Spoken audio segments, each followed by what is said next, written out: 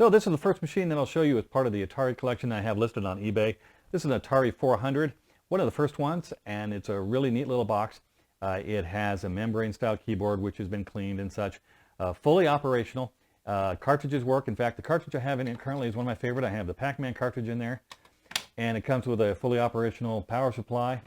And I'm going to talk about the cassette here in a moment, but let's first go ahead and fire it up with this Pac-Man cartridge in there. And there's good old Pac-Man. Now it also comes, this listing comes with a joystick. I'll go ahead and show the joystick in operation. It's not the original joystick for the Atari. I don't have any of those, but fortunately you can find those online. So I'll plug in the joystick, press start, and I'm not going to demonstrate too many of my Pac-Man skills, but you can drive just like you could in a normal Pac-Man. I'm actually much better than this on the real game as opposed to on the Atari. But we won't get into too much of that.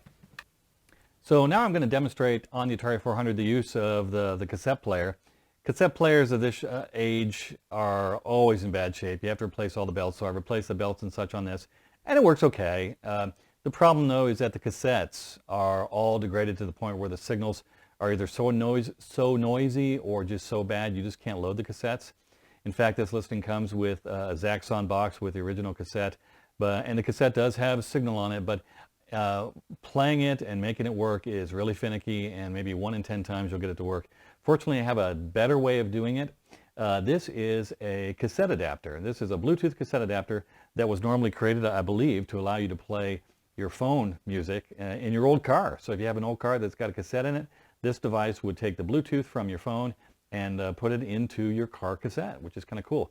I use it to stream WAV files of the cassettes that people have recorded online of Atari cassettes. Stream those WAV files to this device and to the cassette itself. So I'm going to go ahead and put this in. And we're going to load Zaxxon, one of my favorites. I'm going to press play on the cassette. Now the cartridges have been taken out of the Atari. You have to do that for Zaxxon. I'm going to turn on this little timer. That's going to help you because I'm going to speed up the video so you don't have to listen to all the beeps and boops. But I'll turn on this so you can see how fast the video actually is going. It takes about 7.5, 8 minutes to get a Zaxxon tape loaded. So to load Zaxxon, this is the instruction manual. You'll hold down start, turn on the Atari. It does its original beep and then hit return. Now what's happening right now is that it's waiting for a signal, so I'm going to start up the Zaxxon WAV file over on my PC.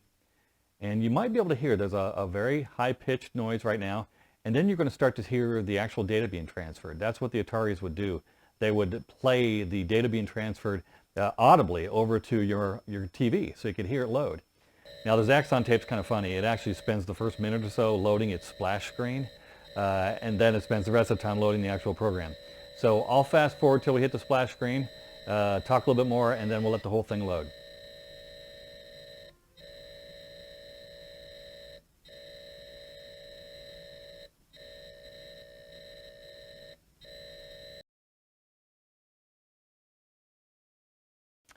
There it is, the Zaxxon infamous splash screen. It's going to paint actually a cool little Zaxxon logo here shortly. One thing I didn't mention, by the way, is that when you're playing a WAV file through this cassette adapter, this Bluetooth cassette adapter, I set the volume to 12, very low on my PC. As it transmits the data, you can easily overwhelm the cassette and it starts to clip and it won't load well. It was really through experimentation I found that 12 works the best. Now it'll work at 10, it'll work at 15, but 12 is what I found is the best. Zaxxon is a particular difficult one because it's 7-8 minutes of data and it's got to play well the whole time. So I'm going to go ahead and shut up and let this thing play for another 5 minutes.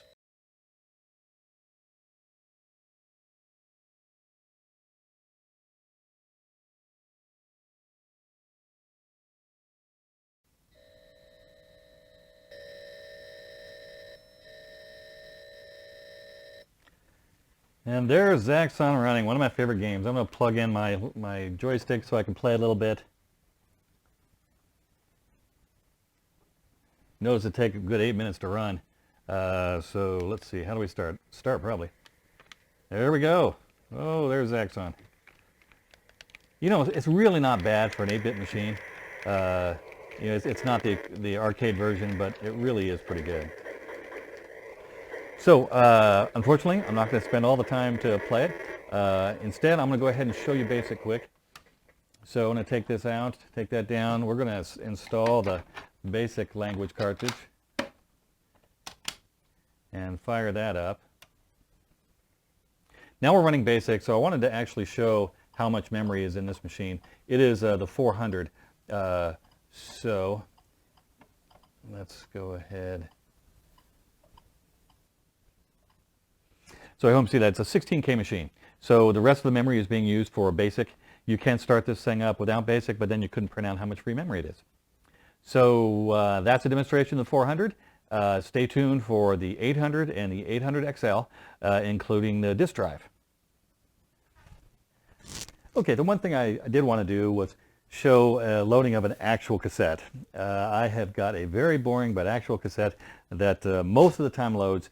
So I'm going to show you the way that I do that, and there are a lot of advice online about how to get cassettes to load, but here's some of mine. First off, turn off the computer, unplug back in the cassette. God knows what that does to the circuits, but it seems to make it work better. Then we can go ahead and put our cassette in. This is Sammy the Sea Serpent, easily one of the most boring tapes ever. So let's go ahead and I'm going to put it in, press play.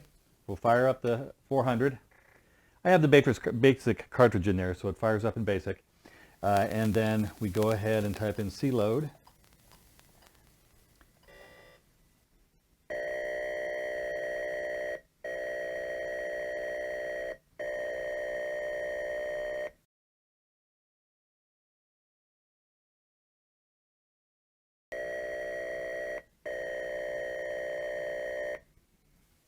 So once the program loads, you have to start it up just like any other basic program with run.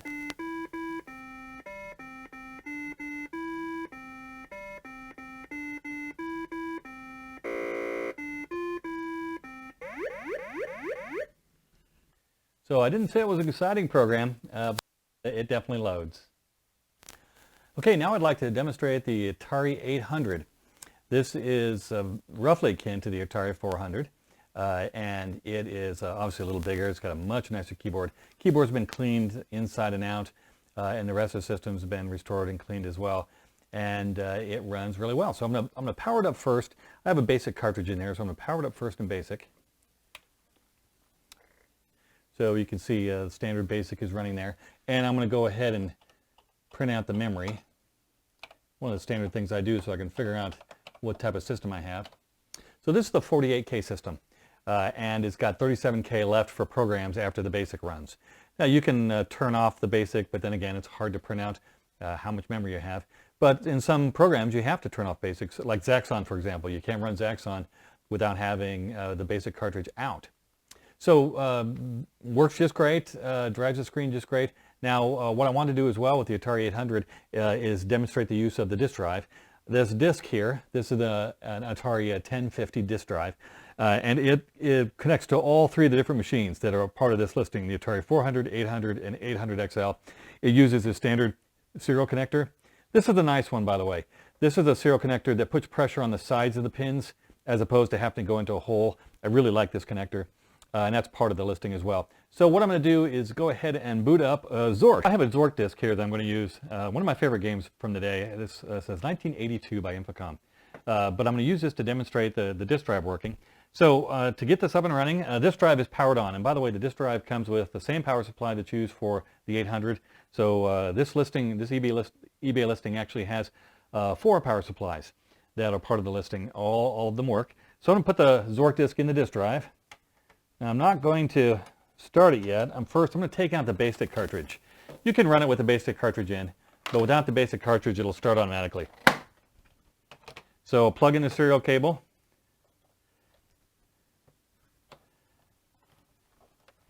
And then restart the 800 and it'll boot from the disk drive. Now it actually does something kind of annoying. Can you hear it? It's beeping up a storm. And this is what it does. It beeps as the data is being transferred from the disk drive. But there's a way you can do a poke in the system if you're running basic to get rid of that beeping. But we're going to let it run. So you can't hear very well, but you can hear the disk drive running. You can hear the heads moving on the disk drive. And shortly Zork's going to boot.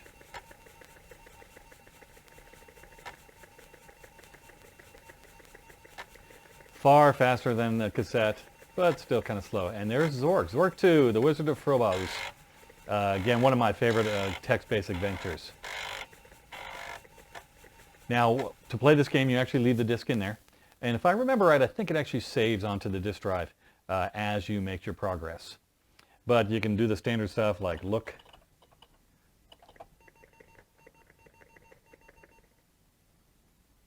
Now, one thing I would do if I'm going to play this for real is I'd turn down the volume to stop that beeping.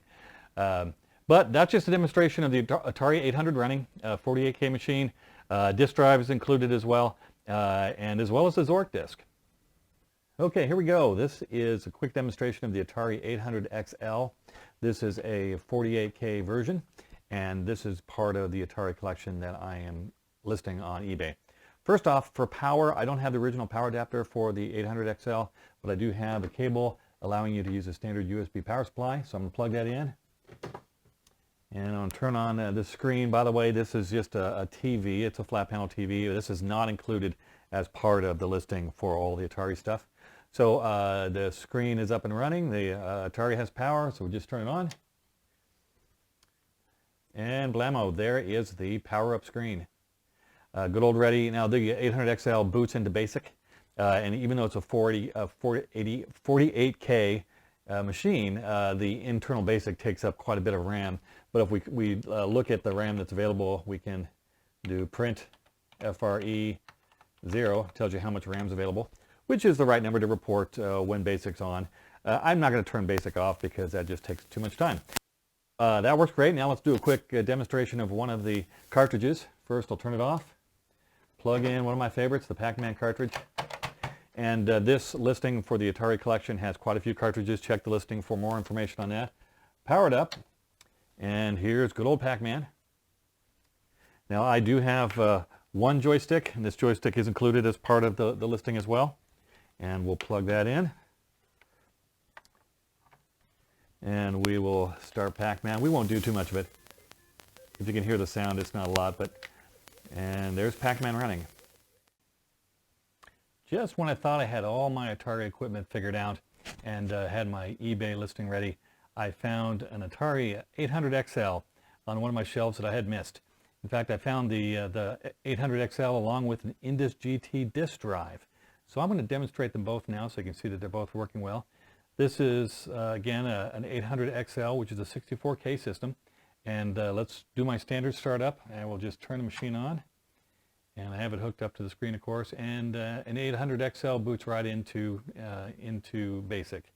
We'll do our standard thing here. Print.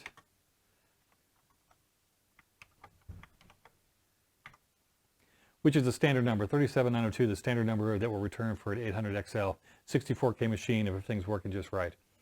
I'm not going to do much more with BASIC. What I want to do is just show you two more things, show you that it works for cartridges, and show the disk drive, pretty neat disk drive.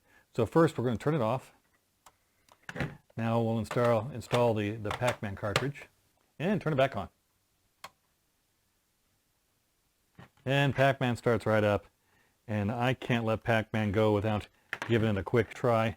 Also let you see that the ports are working fine too.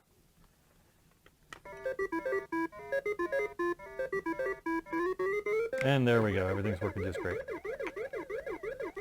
Okay, nothing new there. Let's go ahead now, and now that we've shown that the 800 XL works right, let's go ahead and now use the disk drive.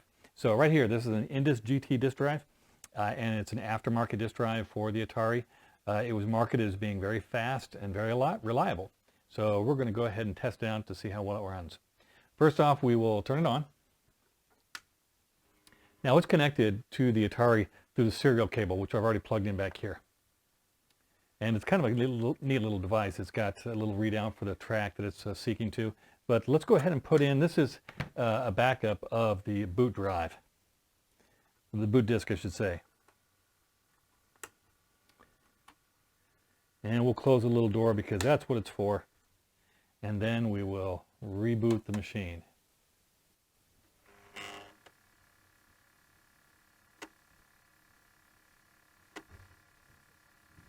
So we're booting from the Indus drive right now, and you can see the little light there moving between all the different tracks. So we're booting right up.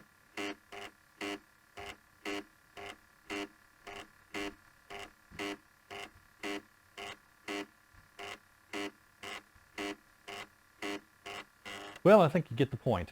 Working just great. I would fire up another disk, but I think we're pretty good shape here. You can do things such as list the files out,